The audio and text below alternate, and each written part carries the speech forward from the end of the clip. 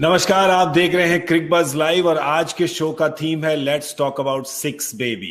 ऐसा क्यों बोल रहा हूं मैं? क्योंकि 6 ओवर हाथ में थे, 6 विकेटें हाथ में थी और छक्के लगा लगा के इंग्लैंड ने पहुंचा दिया अपने आप को जीत के उस पार। मैं हूं गौरव कपूर, मेरे साथ वीरेंद्र सहवाग और अजय जडेजा।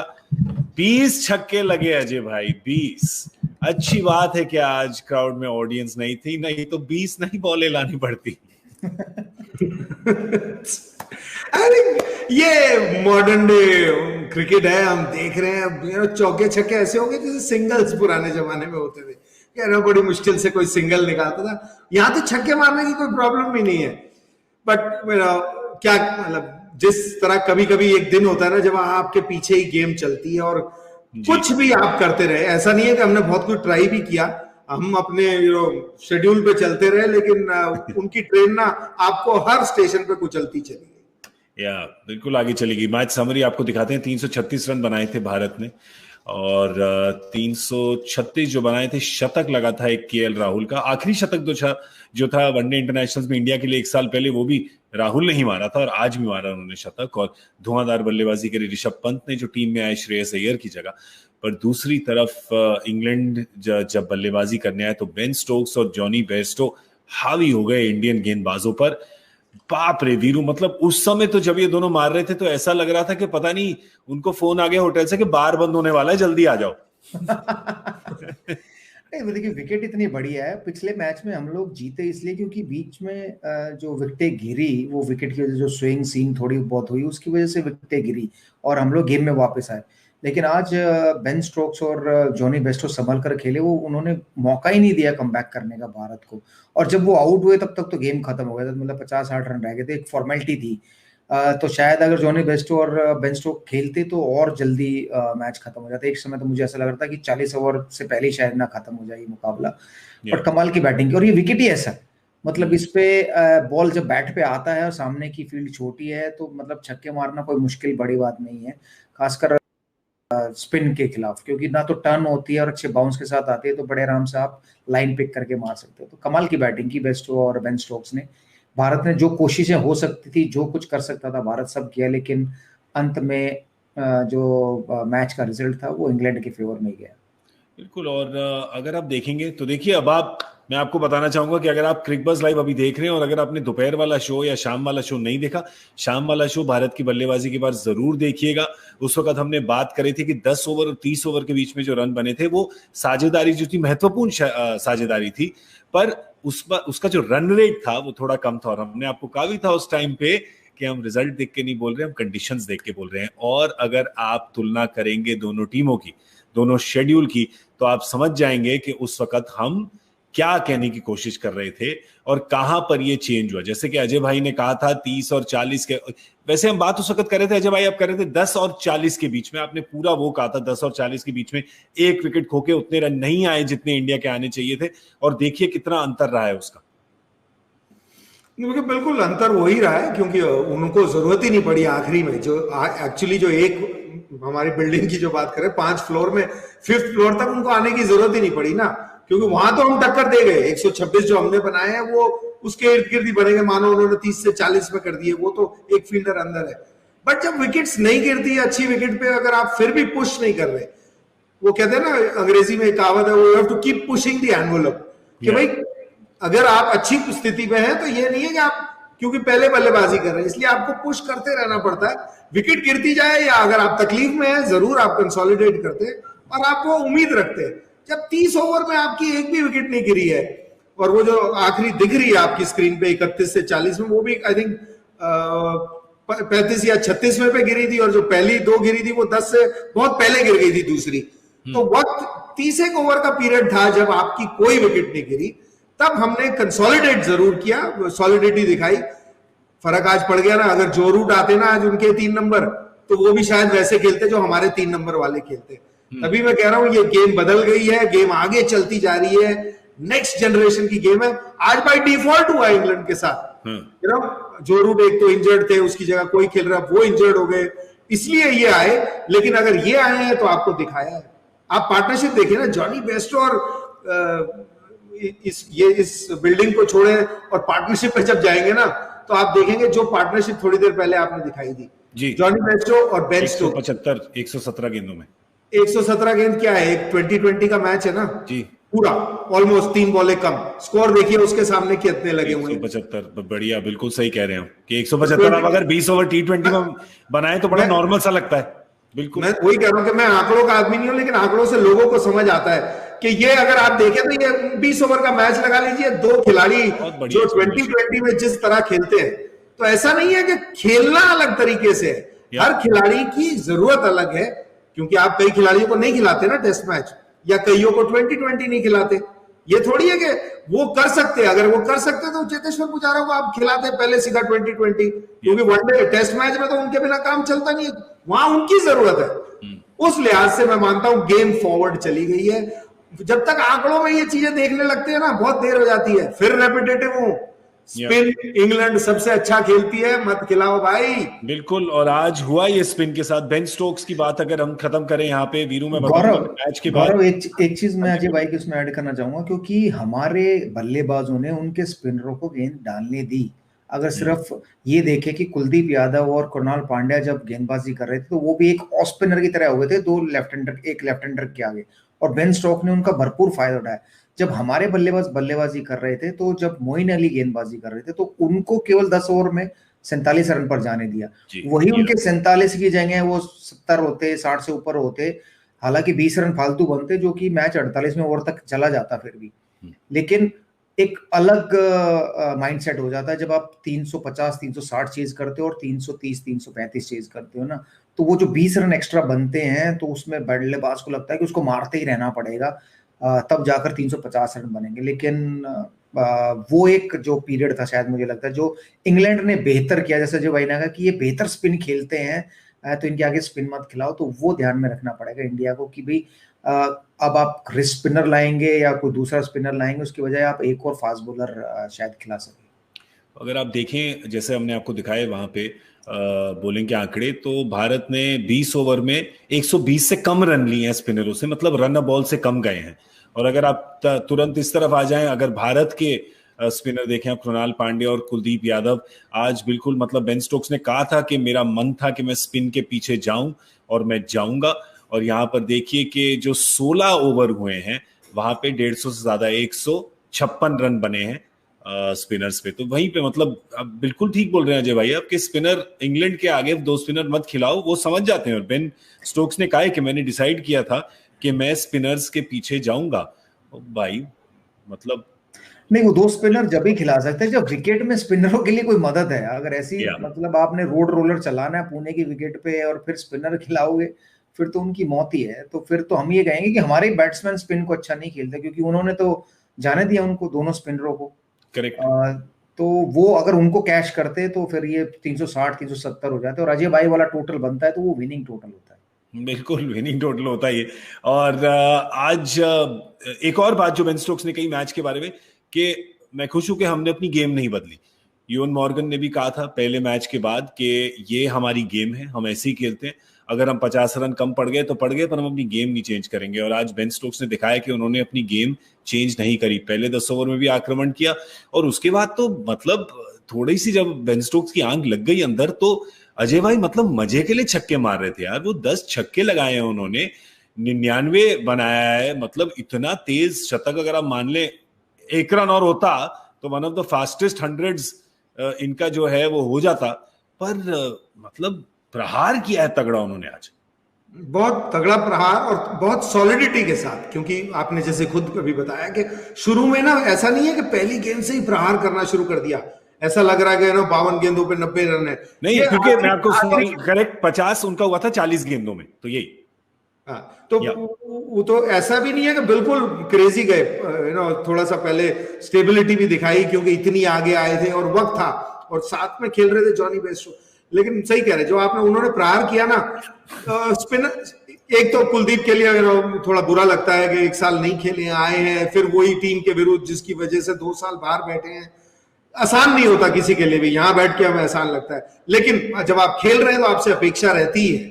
तो उनके पीछे पड़ गए, और जब वो पीछे पड़े ना तो डिसअपॉइंटमेंट यही होता है कि हार जीत होती है, मार पड़ता है, लेकिन एक ऐसा लगा कि यार छोड़ के बैठ गए। 2-3 बार तो जब स्क्रीन पे भी देखा, हमारे कोच जो पीछे थे वो तो कर रहे थे अपनी कोचिंग, इधर डाल उधर डाल, लेकिन बाकी सब लोगों के साथ जब खड़े हुए नजर आते थे ना स्क्रीन पे, तो ऐसे एक छोटे से बच्चा खड़ा होता ना, हाथ पीछे करके खड़ा, और बाकी सारे ऐसे चढ़े हुए हैं उसके ऊपर, जैसे कि उसी की वजह से हार गए।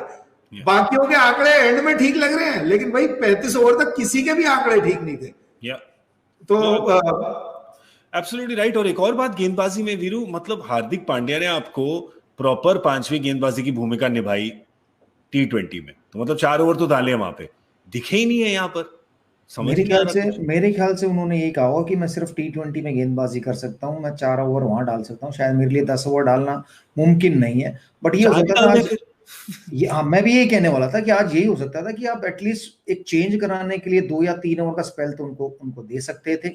बट ये समझ में नहीं आता कि वो अगर T20 में 4 ओवर डाल सकते हैं तो वनडे क्रिकेट में क्यों नहीं डाल सकते। तो अगर वो एज ए बैट्समैन ही खेलना चाहते हैं तो फिर ये बताइए कि हाँ ये एज ए बैट्समैन खेलेंगे वनडे क्रिकेट में, तो फिर उनकी जो परफॉर्मेंस है वो भी उसी तरह से आकी जाए कि वो एज ए बैट्समैन खेलेंगे, ना कि एज ए ऑलराउंडर। क्योंकि एज ए ऑलराउंडर में ना बेनिफिट मिल जाता है कि आज आपने बैटिंग में नहीं किया, कुछ मैचेस में आपने बॉलिंग में कर दिया, लेकिन अगर वो बॉलिंग करेंगे नहीं वनडे क्रिकेट में तो फिर वो एज ए बैट्समैन ही आके जाएंगे, तो उनकी परफॉर्मेंस भी वैसे ही आके जाएगी। तो थोड़े निराश हूं मैं कि उन्होंने एक भी ओवर नहीं डाला, क्योंकि अगर बॉडी ठीक है 4 ओवर T20 में डालें तो 1 या 2 ओवर डाल सकते थे। अगर वो ब्रेक थ्रू दिला देते तो उतना ही काम आता ना, कि भाई अपने 2-3 ओवर डाले और 1 आउट कर दिया, बस चलिए मैंने मेरा काम कर दिया, अब दूसरा वापस बॉलर आ जाए। अब और कुलदीप यादव की एक कमजोरी मुझे लगी कि अजय भाई ने एक बार मेंशन किया था कि 1 साल से वो कोई मैच नहीं खेले हैं, ना उनकी फिटनेस उनको देखने को मिली कि बहुत अच्छी फिटनेस होगी, ना उनकी एक्यूरेसी देखने को मिली बॉलिंग की कि भाई एक जगह टप्पे पे बराबर गेंद डाले जा रहे हैं।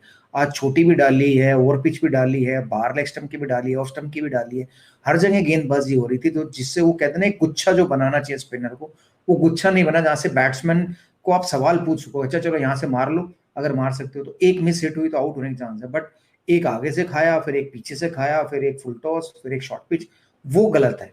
तो वो एटलीस्ट अगर नहीं खेल रहे थे तो अपनी लाइन और लेंथ पे एक्यूरेसी पे ध्यान दे सकते थे कि भाई जब भी मैं खेलूं तो जहां मैं चाहूं वो गेंद गिरे। कुलदीप यादव के साथ तो हुआ है, आज बेन स्टोक्स पड़ गए थे उनके पीछे। बेन स्टोक्स की काफी बात करी हमने, दूसरी तरफ जॉनी बेयरस्टो की भी बात करनी चाहिए। सलामी बल्लेबाज जो हैं, शतक लगाया, बहुत ही शानदार उन्होंने। जेसन रॉय और वो दोनों ही बहुत ही बढ़िया जो है शुरुआत दी उन्होंने पारी पे, और फिर उसके बाद जाके शतक बनाए, 124 रन बनाए उन्होंने, 11 चौके 7 छक्के। वीरू आपने कहा था कि जॉनी बेयरस्टो के ऊपर बहुत कुछ निर्भर है, जॉनी बेयरस्टो ने उठाया कंधों पे अपना प्रॉपरली आज। नहीं, अगर आप ये भी देखें तो आज ज्यादा आक्रामक रूप जेसन रॉय ने अपनाया होता, जॉनी बेयरस्टो बड़े आराम से खेल रहे थे, क्योंकि उनको भी रियलाइज हो गया कि हबड़ा दबड़ी करके कोई फायदा नहीं होना, विकेट दे दिया तो मैच हार सकते, तो बड़े आराम से खेल रहे थे। जब जेसन रॉय आउट होके गए तब जॉनी बेयरस्टो ने चार्ज लिया, और फिर उन्होंने क्या चार्ज लिया, तो बेन स्टोक आ गए उनके साथ, तो दोनों ने एक साथ चार्ज लिया, और 117 बॉलों में 175 रन की पार्टनरशिप किसी भी बॉलिंग अटैक को ध्वस्त कर सकते हैं ये दोनों बल्लेबाज, इनमें वो दमखम है। तो आज सूझबूझ के साथ खेले मैं कहूँगा जॉनी बेयरस्टो। हालांकि स्ट्राइक रेट उतना ग्रेट नहीं है उनका, बट उन्हें मालूम था इंपॉर्टेंस की, अगर मैं आज 30-35 ओवर तक क्रीज पे रहूंगा तो हम शायद हार नहीं जाएंगे, क्योंकि पिछली बार वो 14 ओवर में इतने ही रन, लगभग 95-96 रन बनाकर आउट हो गए थे। आज वो रहे हैं क्रीज पर ज्यादा देर, तो बेनिफिट मिला है इंग्लैंड को भी और जॉनी बेयरस्टो को भी। मजेदार तो लगा, पर एक देखिए आज फील्डिंग रही तगड़ी इंडिया की, और स्पेशली वो रोहित शर्मा का रनआउट, अजय भाई जो उन्होंने जेसन रॉय का रनआउट किया है डाइव करके, 2 डाइवें लगाई उन्होंने, एक में दिल खुश हो गया, दूसरे में दिल रुक गया बाउंड्री पे। रोहित शर्मा बदमाश है ना अपनी तरह, तो उन्होंने भी मजे लिए सबसे, क्या वो डाइव मारी, क्योंकि अगर तो कुछ हुआ था तो इतनी जल्दी ठीक नहीं हो सकता था। तो देखने में लगा, लेकिन पहले वाला अच्छा लगा जब उन्होंने वो रनआउट किया स्क्रीन पे ना, एकदम से नीचे, मेरे को लगा विराट कोहली ने रोका है शायद, है ना, चुस्ती फुर्ती आप नॉर्मली विराट कोहली से देखते कूदते हुए, रोहित शर्मा को देख के अच्छा लगा। और एक होता है रोकना, क्योंकि अभी ना दोनों बीच में फंसे हुए थे, उसके बाद क्योंकि स्टेबल हेड है, वहां से पकड़ के उस तरफ मारा जहां बैट्समैन भाग ही नहीं रहा था। तो रोहित शर्मा देखिए एंटरटेन करते ही रहते हैं, लेकिन मैं कहूंगा अभी 20-40 के बाद ना एक आध 100-150 दिखाएं, क्योंकि आप बड़े बहुत अच्छे, मैं और आप तो उसके बहुत बड़े फैन है, मैं और आप आर्टिस्ट के, लेकिन अगर टीम जब नहीं जीतती ना, फिर आप याद करते हैं कि यार हमारे साथ ओपनिंग में क्या हो रहा है, हम क्यों इतना स्टार्ट ले रहे? क्योंकि आंकड़ों में दिखाऊं ओपनिंग का फर्क, तो पहली 200 बॉलें जो खेली है ना इंग्लैंड ने, उनके करीबन 250 रन है, और हमारी पहले 200 बॉलों में शायद 160-70 रन है जी।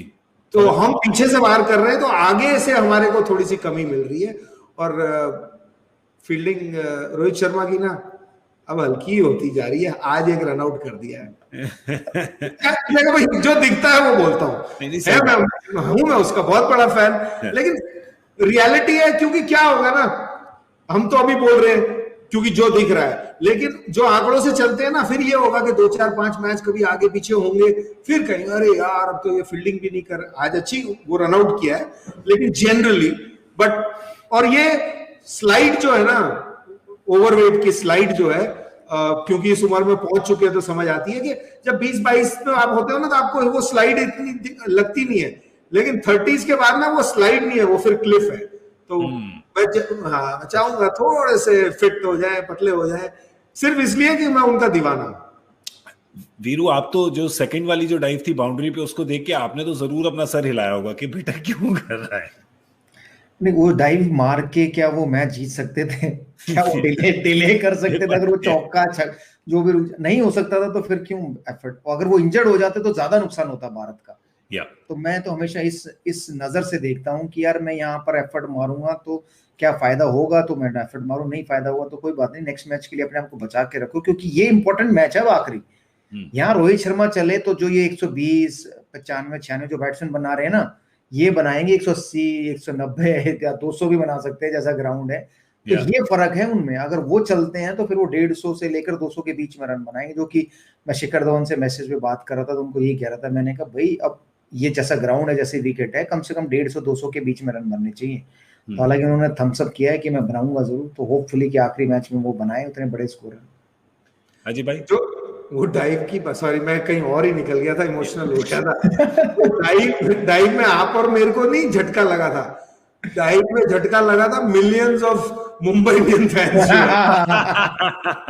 क्योंकि वो ना उस टीम के बंबू है, तो वो सारा तंबू खड़ा ही उनपे है, तो वो वहां पे उनको बड़ा लगा होगा।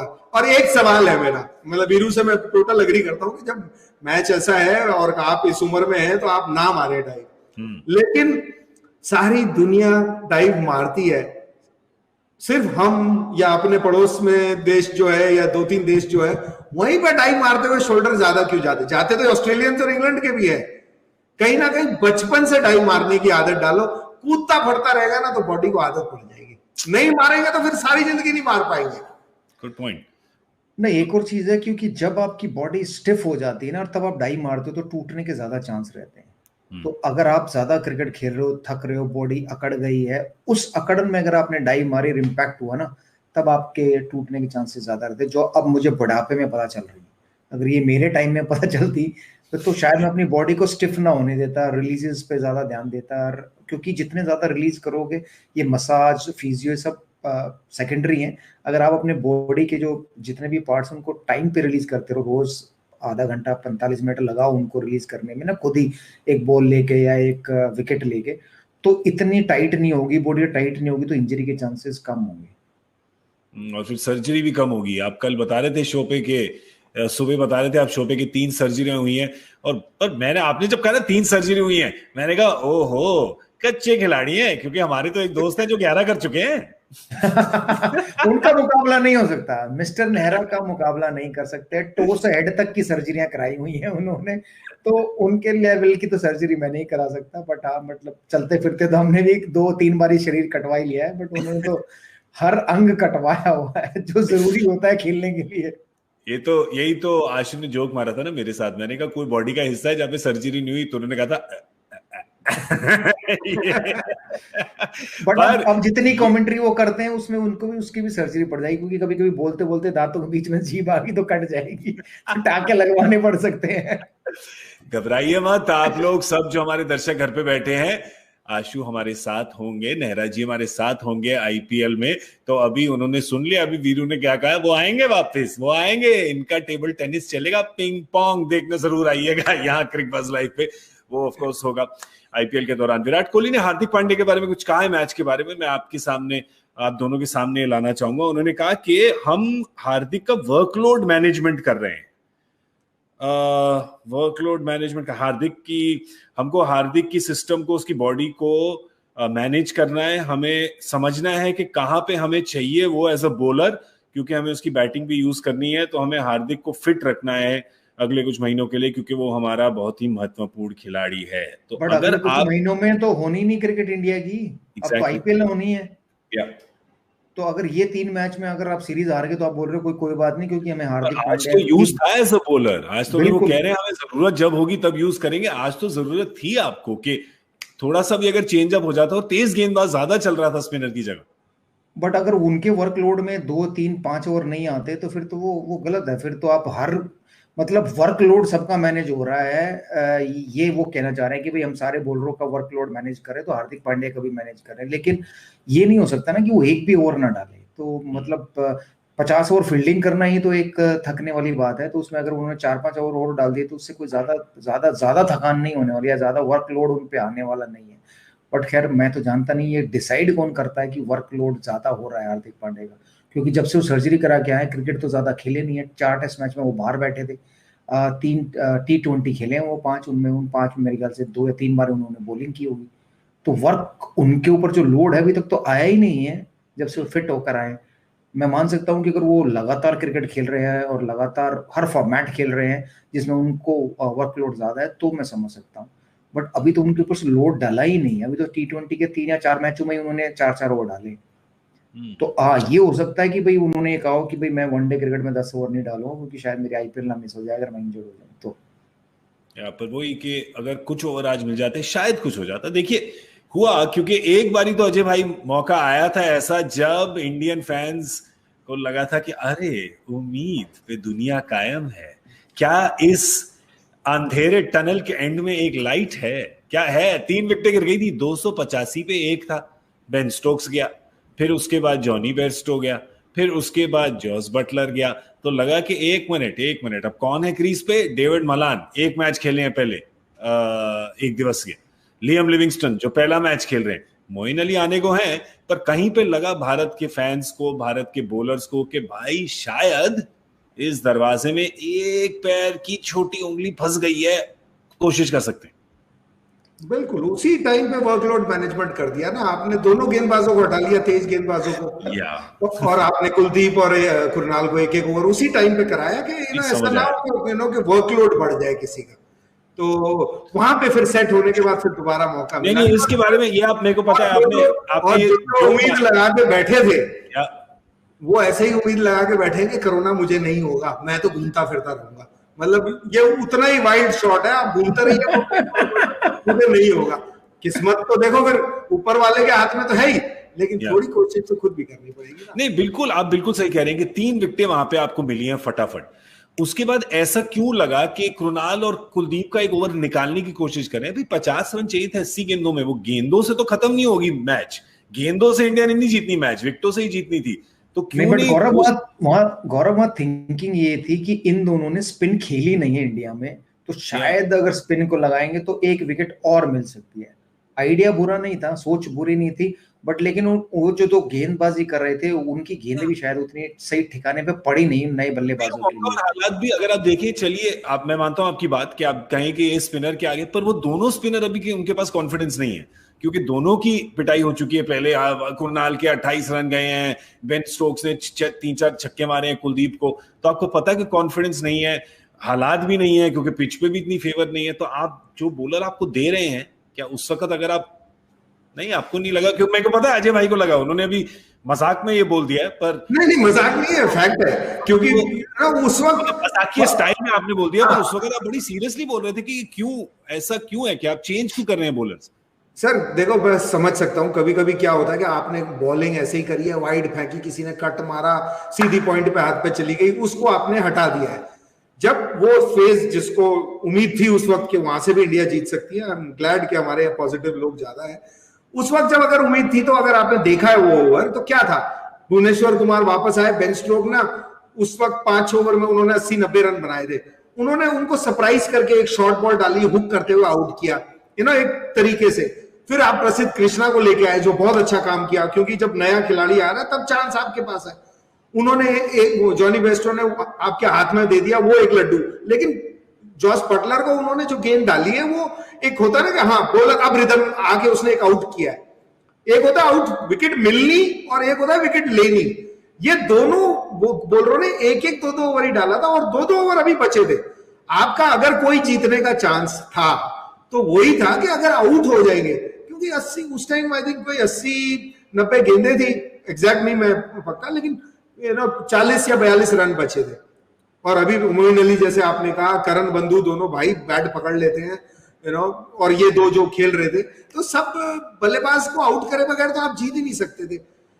एक ही सोच हो सकती है, मैं शायद छोटा सोच रहा हूं, मैं सिर्फ एक मैच का सोच रहा हूं, कप्तान और टीम शायद बहुत बड़ा सोच रही है कि यार ये मैच तो अब, क्योंकि मेरे को भी उस वक्त ऐसे ही है कि नहीं चांस था, लेकिन वो शायद ये सोच रहे हो कि हाँ शायद कुलदीप को हम फॉर्म में शायद वापस ला सके, ये एक मौका है। तो एक सोच हो सकती है, ये नहीं है कि मैं अग्री नहीं करता उस सोच से, इसका मतलब ये नहीं है कि वो सोच ही गलत है, वो सोच भी ठीक है, क्योंकि कप्तान, कोच और टीम को ना बहुत ज्यादा चीजें देखनी होती है। हम तो बाहर से सिर्फ अपना मजे के लिए देखते हैं और पैशनेटली जो होता है बोलते हैं।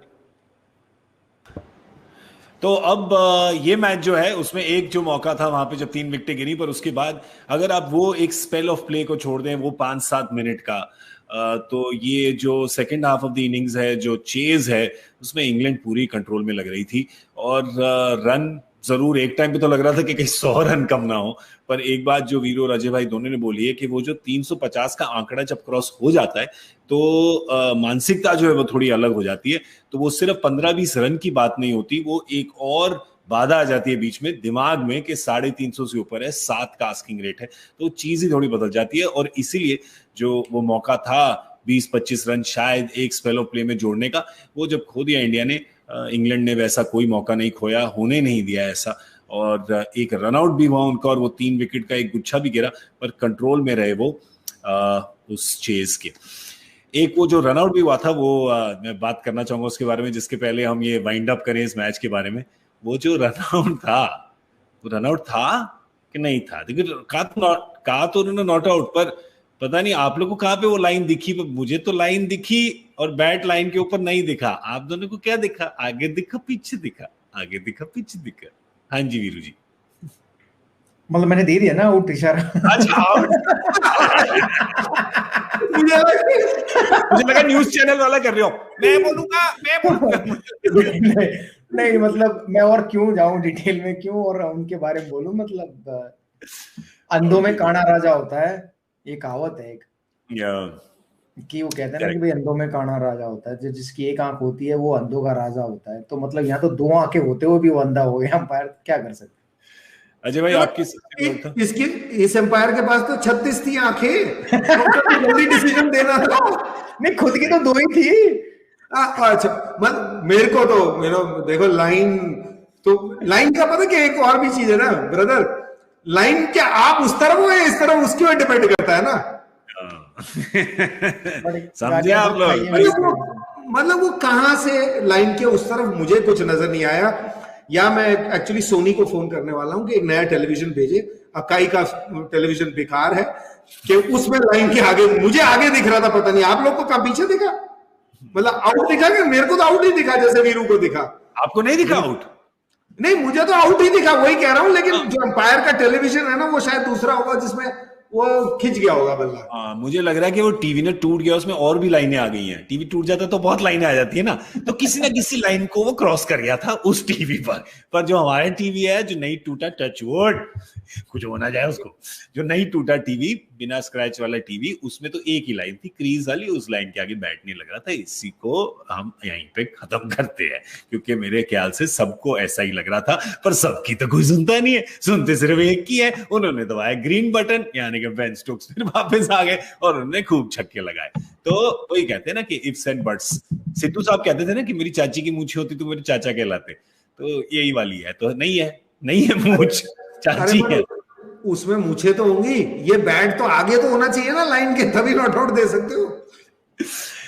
चलिए तो फिर अब हम बात करते हैं अगले मैच की। एक अच्छी बात ये हुई थी कि क्योंकि हम लोग ना बड़े पॉजिटिव लोग हैं, हम आपको कहते हैं ना कि कोविड को रखिए नेगेटिव और एटीट्यूड को रखिए पॉजिटिव। पॉजिटिव एटीट्यूड से ये देखने को मिलता है कि अब जो तीसरा मैच है वो बन गया फाइनल। डेड रबर नहीं चाहिए अपन को, डेड रबर नहीं चाहिए। वैसे भी वनडे मैच जो है ना बाप बहुत लंबा होता है, बहुत लंबा। अगर उसका कोई कॉन्सिक्वेंस ना हो उस सीरीज में जिसका वैसे भी कॉन्सिक्वेंस नहीं है तो फिर बहुत लंबा दिन हो जाता है। तो ये अच्छा है कि ये टाई ब्रेकर, ये फाइनल जो खेला जाएगा संडे को, उसमें मजा आएगा। और इंग्लैंड जो है ना वो जरा थोड़ा ज्यादा दम लगा के आएगी, क्योंकि आप आए हैं इंडिया और कुछ भी ना जीत के जाए वापस, तो मतलब ये तो पूरी तरह इतिहास बदल गया ना। क्योंकि एक बार ही आए थे बहुत कुछ लेके गए, तो अब हम कुछ नहीं देंगे उनको। तीनों ट्रॉफियां रख लेंगे अपने पास। पर ये जो इंग्लैंड की टीम है बिल्कुल मूड में आएगी कि 2 ट्रॉफियां तो निकल गई हाथ से। हाँ जी अजय भाई। नहीं, मैंने कहा इंग्लैंड आए लेके चली जाए उससे कोई प्रॉब्लम नहीं है। प्रॉब्लम थी कि वो यहीं बस गए थे। नहीं रहना। ये भी तो बस रहे हैं यहाँ पे आईपीएल के लिए अगले 3 महीने। ये भी बात सही है, ध्यान रखना पड़ेगा इनका। तो क्या ये कर पाएंगे अगली बार? आइए भारत की टीम पे एक नजर डालते हैं और पूछते हैं एक पेचीदा सवाल कि क्या आप कोई बदलाव इसमें लाना चाहेंगे, और अगर बदलाव है तो सोच में क्या कोई बदलाव होगी? अगर ऐसी रोड रोलर टाइप पिच रही, अजय भाई कह रहे हैं इंग्लैंड अच्छा खेलती है स्पिन, वीरू कह रहे हैं आपने पिच ही नहीं बनाई स्पिनर के लिए, तो क्या आप फिर भी 2 स्पिनर के साथ जाएंगे या एक स्पिनर के साथ जाके या तो टी नटराजन या किसी को लाएंगे टीम में, सिराज को? आई थिंक मुझे लगता है कि चहल वापस शायद आएंगे, थोड़े रिस्ट स्पिनर, क्योंकि ज़्यादा एक्सपीरियंस है कुलदीप से। क्योंकि कुलदीप को 2 मैचेस हो गए हैं, बड़े अच्छे से देख ले इंग्लैंड के बल्लेबाजों ने और कोहली ने भी। तो मेरे ख्याल से उनकी जगह तो युजवेंद्र चहल आना चाहिए। तो 2 स्पिनर फिर भी आपके लिए खिलाने तो 2 स्पिनर चाहिए, लेकिन अगर हार्दिक पांड्या गेंदबाजी नहीं करेंगे तो फिर शायद आप एक अतिरिक्त गेंदबाज किसकी जगह खिलाएंगे? क्योंकि कुणाल पांड्या को अब 50 रन उन्होंने बना दिए हैं, गेंदबाजी भी करते हैं, लेकिन गेंदबाजी उतनी इफेक्टिव नहीं है कि उनसे 10 ओवर कराए जाए। तो अगर हार्दिक पांड्या कंट्रीब्यूट करते हैं 4-5 ओवर और 4-5 ओवर कोई और डालता है तो शायद चल सकते हैं 2 स्पिनर, क्योंकि 5 ओवर तो आज भी 5 से ज्यादा डाल दिए हैं कुणाल पांड्या ने। बट उनके 5 ओवर 4 ओवर या 6 ओवर कोई और डाले तो शायद वो इसी सोच के साथ चल सकते हैं कि 2 स्पिनर और बाकी बैट्समैन खिलाएं। बट ऐसा लग नहीं रहा है मुझे, क्योंकि अगर इंग्लैंड चेज करती हुई नजर आई ना तो अब उनको 350 से ज्यादा ही बनाने पड़ेंगे भारत को, ये सोच कर कि भाई ये तो 350 भी चेज कर देंगे। अजय भाई आपके हिसाब से? मैं भी वीरू की तरह मानता हूं कि चहल को आप लाते और लाएंगे शायद, और कुरनाल का जो कह रहे हैं, लेकिन मैं सिराज को जरूर खिलाऊं इसमें एक और, क्योंकि प्रसिद्ध कृष्णा और जो भुवनेश्वर कुमार गेंदबाजी कर रहे हैं तो एक अलग ही गेंद नजर आ रही है। शार्दुल का वेरिएशन वाला काम है, उनका इस्तेमाल भी अलग होता है। तो 4 सीमर मैं तो जरूर खिलाऊं, लेकिन हो नहीं पाएगा, क्योंकि जो उन्होंने कहा है कि कुरनाल की बात बिल्कुल सही है कि अब जो उन्होंने बल्लेबाजी दिखा दी है ना, इसलिए आप फंस गए। क्योंकि अकेले स्पिन उनको खिलाएंगे, आई डाउट, अगर कॉन्फिडेंस है कैप्टन को तो वो कर सकते हैं, क्योंकि वो इंटेलिजेंट जरूर है। कि वो जैसे आज भी मुझे पढ़ रहे थे, उन्होंने वाइड यॉर्कर वो सब ट्राई कर सकते हैं। बट एक स्पिनर ही जब आप खिला रहे हैं ना 4 सीमर के साथ, तो फिर वो स्पिनर पूरा गेंदबाज होना चाहिए जो आप किसी भी स्टेज पे उसको लाके 2-4 ओवर के लिए यूज करें। तो वो चहल या उसके चहल ही कहूंगा, उसके अलावा और कोई है स्पिनर? मैं लिस्ट पढ़ नहीं पाया, माफी चाहता हूँ। आंखें वाशिंगटन सुंदर है, 2 विकल्प है, वाशिंगटन सुंदर और कुणाल को मैं एक ही तरह उनकी गेंदबाजी देखता हूँ, तो उनको मैं नहीं वैसे स्पिन में ऐड करता। ये मेरी वो है। तो मैं चहल मैं 4 सीमर खिलाऊं, ये जो खेल रहे हैं इनके साथ एक सिराज को खिलाऊं, अटैक करूं ऑल द वे। क्योंकि मेरे को तो रोते रोते बड़ा टाइम हो गया पिछले 2019 से कि भाई इंग्लैंड सबसे बढ़िया स्पिन खेलती है, और वो जब स्पिन आती है ना तब आपका गेम आपके हाथ से निकाल के ले जाते हैं। ऐसा नहीं है कि वो सीमर्स पे आपके हाथ से गेम निकाल के जा रहे हैं, तो वो आप उतना निकालिए। 16 ओवर में 10 के हिसाब से लिया उन्होंने स्पिनर्स को। और जब भी कराएं आप उनको 8वां ओवर करा लें या 18वां या 28वां, तो ऐसा नहीं है कि वो स्टेज खेल रहे हैं। इंग्लैंड बॉलर्स खेल रही है, इंग्लैंड आपके वो जो मैचअप बोलते हैं ना, इंग्लैंड मैचअप खेल रही है। तो अगर आपने मैचअप खेलना है तो मैं तो 4 सीमर्स जरूर खिलाऊं। बट पर देखिए, अगर हार्दिक पांड्या बॉल डाल दें 4-5 ओवर, तो आपकी ये जो समस्या है वो नहीं, फिर तो कुणाल को भी गिनो पूरा स्पिनर, फिर वॉशिंगटन को भी गिनो पूरा स्पिनर। कुणाल, हार्दिक जब डाल दे बोनस है सर, वो 4 ओवर में 16 रन जो हुए, उसकी रोज उम्मीद भी ना रखे। नहीं, मैं ये कह रहा हूं कि अगर आप फिर हार्दिक और कुणाल को एक बॉलर मान सकते हैं ना, फिर आपका वो एक विकल्प तो आ जाता है कि थोड़ा अगर आपको चेंज ऑफ पेस चाहिए, हिट द डेक चाहिए, थोड़ी सी वेरिएशन अगर चाहिए, तो आपके 3 पेसर हैं, हार्दिक से आपको चौथे का चलिए तो 3.5 का काम मिल जाएगा, और फिर आप चहल को खिला सकते हैं कुणाल के साथ। क्योंकि अगर आपने आप सही कह रहे हैं, तो अब देखिए, अगर मैं ये थोड़ा सा जूस निकालूं, उन्होंने बात क्या कहा है कि प्रॉब्लम क्या है, कि अगर आप चहल को छोड़ के या कुलदीप को छोड़ के वो जो स्पॉट है प्रॉपर स्पिनर का, उसकी जगह आप एक तेज गेंदबाज खिलाएं, तो मतलब आपका सिर्फ अकेला स्पिनर है कुणाल पांड्या। ठीक है, तो वो कह रहे हैं कि ये भी बिल्कुल आइडियल नहीं है। अगर आप चहल को खिलाएं या कुलदीप को खिलाएं और कुणाल को ना खिलाएं, तो फिर शार्दुल बैट करने आ जाते हैं 7 पे। वो भी एक पोजीशन मेरे ख्याल से बहुत हाई है, क्योंकि 6 पे हार्दिक आ जाते हैं और फिर 7 पे शार्दुल आएंगे बैटिंग करने, तो वो भी आइडियल नहीं है एक 50 ओवर के मैच में। तो यहां पर एक थोड़ी सी प्रॉब्लम हो रही है, और ये बैलेंस लाते हैं एक प्रॉपर ऑलराउंडर जैसे कि बेन स्टोक्स हैं, जिन आपको पता है जिनसे 10 ओवर 8 ओवर मिल सकते हैं, मोइन अली 8 ओवर 10 ओवर मिल सकते हैं उनसे, तो रविंद्र जडेजा जिनसे 10 ओवर आपको मिल सकते हैं। तो ये एक फर्क वहां पे नजर आता है, जो ये कमी जो है वो यहाँ पे लग रही है। तो क्या होगा, खिलाने तो 4 चाहिए और स्पिनर भी प्रॉपर होना चाहिए, पर अफसोस सीटें बस में सिर्फ हैं 11। ठीक है, तो बार बार खिला नहीं सकते आप। 11 क्या होंगे इंग्लैंड के, आइए एक नजर वहां भी डाल देते हैं। आज ऐसा कुछ गलत हुआ नहीं, और अगर होता भी तो कुछ और कर नहीं सकते ये, क्योंकि और कोई है नहीं। मैट पार्किंसन को लेके आए ये, पर अदरवाइज यही 11 है उनके पास। अगर मार्क वुड शायद फिट हो जाए, ज्यादा बताया नहीं उन्होंने उनकी इंजरी के बारे में, अगर वो फिट हो जाए तो शायद एक करण भाई की जगह अंदर आ सकते हैं, पर अदरवाइज इनके पास तो कोई विकल्प है ही नहीं। विकल्प की जरूरत भी नहीं है। सेम ही खेलेंगे 11 ये आपके हिसाब से? अगर मैं होता वुड को खिलाऊं अगर वो फिट है तो, क्योंकि जैसे करण भाइयों में से एक भाई का रोल जो है वो एक ही अदा कर सकता है, तो मार्कवुड हो तो फिर बल्लेबाजी में आपको ना कहीं होगा। आज हमने पूरी बल्लेबाजी की है, ठीक है, 50 ओवर, सिवाय पहले 3 ओवर या 4 ओवर नई गेंद जब चल रही थी, या 5 ओवर लगा ले, उसके बाद आपको कहीं पे भी फीलिंग आई कि यार अगर बैट्समैन कोई गलती ना करे तो इनमें से कोई भी बॉलर है कि आपको आके आउट कर सकता है। तो फिर 7-8 बैट्समैन की हम सोचते भी गलत है। तो अगर इंग्लैंड की तरफ से सोचूं तो जरूर एक प्योर बॉलर, जैसे प्योर स्पिनर की हम बात कर रहे हैं, वो प्योर सीमर खेलना चाहिए उनकी तरफ से। मार्कवुड को टॉम करन की जगह खिलाऊंगा। शायद एक ही ये बदलाव है, पर अदरवाइज जीती है ये टीम। सेटल्ड तो हमेशा ही लगती है। चोटिल हुए हैं प्लेयर, इसलिए इन्होंने चेंज करे हैं यहाँ पर, और कह दिया कि यून मॉर्गन जो है वो कप्तान, वो वापस नहीं आएंगे, वो अगला मैच भी नहीं खेलेंगे, तो जॉस बटलर ही करेंगे कप्तानी। और किस पे होगा एडवांटेज भाई, ये हम आपको बताएंगे संडे को। एक दिन का ब्रेक है और उसके बाद परसों जो है वो फाइनल मैच है। देखिए इंग्लैंड कब से यहाँ पे बैठी है, आखिरी मुकाबला है, टक्कर का मुकाबला, तो जरूर आके उसको देखिएगा, हमारे साथ ही देखिएगा यहाँ क्रिकबज़ लाइव में। मैं शुक्रिया करना चाहूंगा अजय भाई का, शुक्रिया आपका।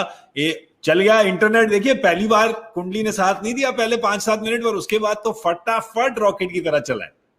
बिल्कुल फटाफट चला है, और इसमें हाथ है क्योंकि जो टाइम होता है ना शो का, उसी टाइम जाती है। ये तो भारत अपने इंग्लिश के बल्लेबाजों ने जल्दी कर दी ना, इसलिए हमारा इंटरनेट भी चल गया। कंफ्यूज कर दिया आपने उसको।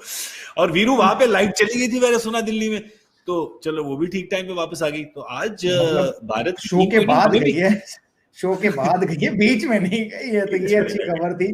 हालांकि अब जनरेटर ऑटोमेटिक पे डाल दिया है कि लाइट जाए तो ऑटोमेटिक जनरेटर चल जाए, ताकि शो में शायद दिक्कत ना आए। बट उम्मीद यही है कि ना आए, ना जाए दिल्ली में लाइट। वैसे गर्मियां जैसे शुरू होती हैं, पावर कट तो होता ही है यहाँ पर। जैसे कि आज भारतीय टीम का भी थोड़ा सा पावर कट हो गया।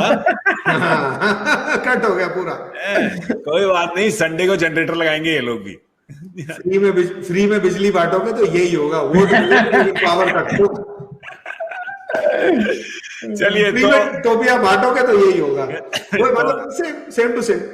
हम भी अब यहाँ पे लाइटें बंद करते हैं और संडे को आपसे मिलेंगे। संडे दोपहर को देखिए, और कोई काम तो है नहीं, आराम का दिन है, तो आइएगा 1 बजे दोपहर को हम यहीं पे हाजिर होंगे। हम तीनों यहाँ पे होंगे बात करने के लिए उस आखिरी मुकाबले के बारे में, उस टक्कर के मुकाबले। फाइनल के मुकाबले। और बेचू काफी है ना, ठीक, काफी आ जाएंगे सब।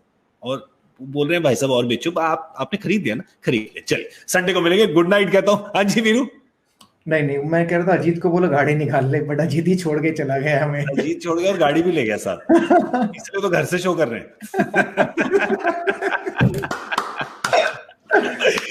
चलिए आपसे मिलेंगे संडे को। बहुत शुक्रिया अजय जडेजा और वीरेंद्र सहवाग का। मैं हूं गौरव कपूर, आप देख रहे थे क्रिकबज़ लाइव।